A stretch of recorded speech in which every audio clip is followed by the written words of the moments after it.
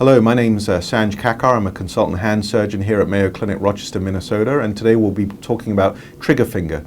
Trigger finger is a common diagnosis that we see in our hand clinic on a daily basis, where patients come in and they're experiencing pain in their hand, and sometimes the finger gets stuck. So for example, when the finger is down, they often have pain in trying to get it straightened. They often complain also of pain lower on in the finger, but the actual process that's going on is right over here, which is on the undersurface of the knuckle.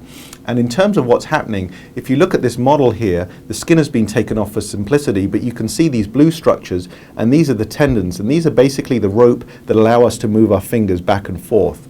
To keep the rope close to the bone, we have some natural thickenings, and these are called pulleys, and there are 8 of these in the finger. However, in trigger finger, the actual process of where the problem is happening is just on the undersurface of the finger, just underneath the knuckle joint.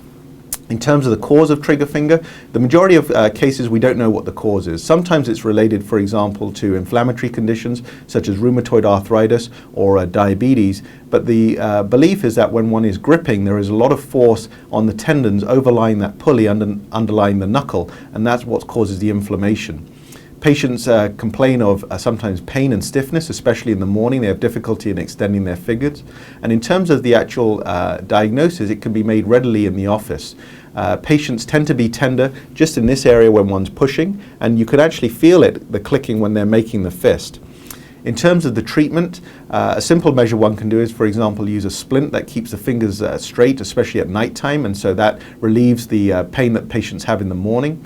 We can also give a steroid injection, and this tends to work well, for example, in non-diabetics, in younger patients where they've had symptoms for a short period of time, and also when the trigger finger, it tends to affect one finger, and sometimes it can affect a number of fingers.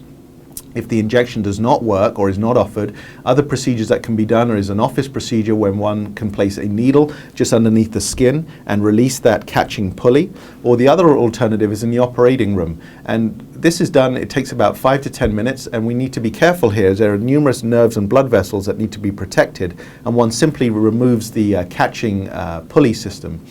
Sutures are usually placed that come out after about 2 weeks' time. However, the patients are able to move their fingers straight away, and it's a relatively reproducible operation with good outcomes.